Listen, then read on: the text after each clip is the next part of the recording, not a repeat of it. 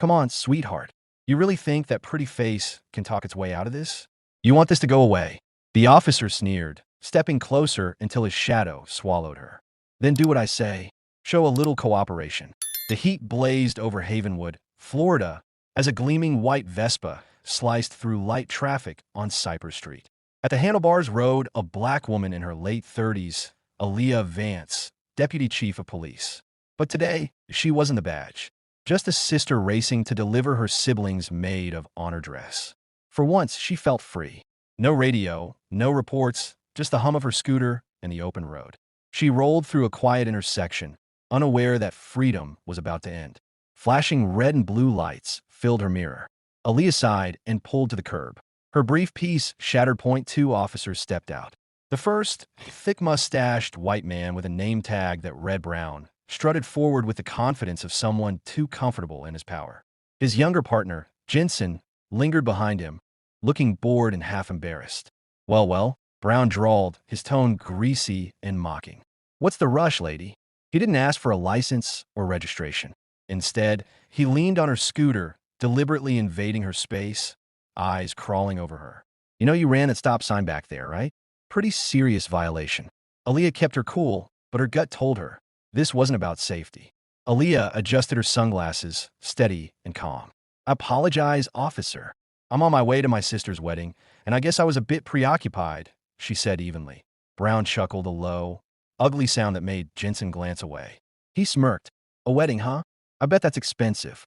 You know, a ticket like this, plus court fees, could really ruin your weekend." He tapped the side of her scooter with his knuckles. "Not to mention, we might have to check if this little ride's even registered properly. That could take a while." Aaliyah's stomach tightened. He wasn't talking about paperwork. He was circling her like a vulture. "But maybe," Brown continued, lowering his voice, "we can find a simpler way to resolve this. You know, a little on-the-spot donation to the policeman's ball helps you." His grin widened. "You get to your wedding on time, and this whole thing just disappears." Then his tone shifted, darker, filthier. "Or," he said, stepping closer until his breath hit her cheek, "maybe you don't have cash. Maybe you've got other ways to show a little gratitude. You want to go, sweetheart? Then let me touch you. Just a little cooperation between friends." Aaliyah froze. The Florida heat around her turned cold. This was it. The cancer she'd been tracking in her department for a year. The whispers, the rumors. Right here in front of her, wearing a badge. Every muscle in her body screamed to end it. Now, she could flash her own badge, watch the color drain from his face, have him in front of internal affairs by nightfall. But that would only catch one man, not the system that made him this bold, this brazen. She needed to see how deep this route went.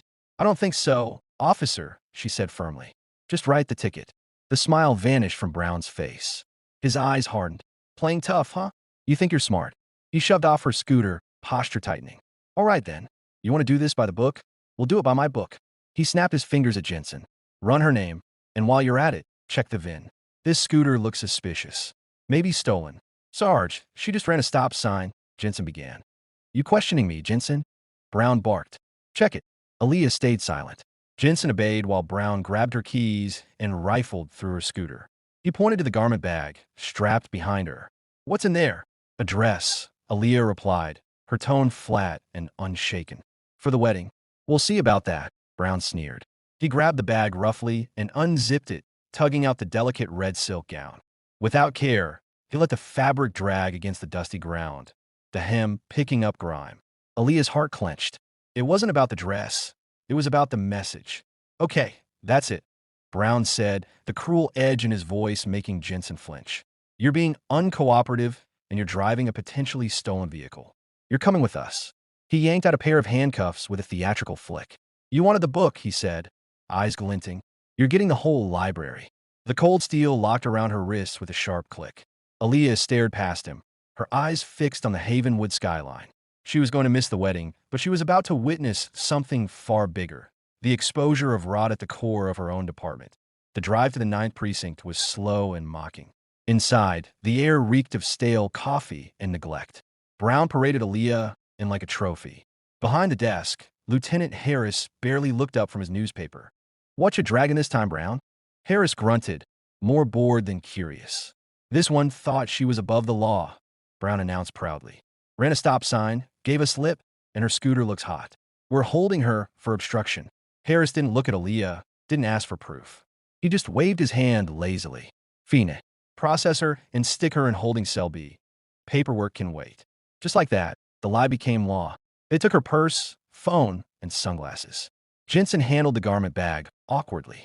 Oh, what do we do with this, Sarge? Harris shrugged. Toss in property. If she's lucky, the rats won't use it as a bed. Brown laughed a harsh, mean laugh.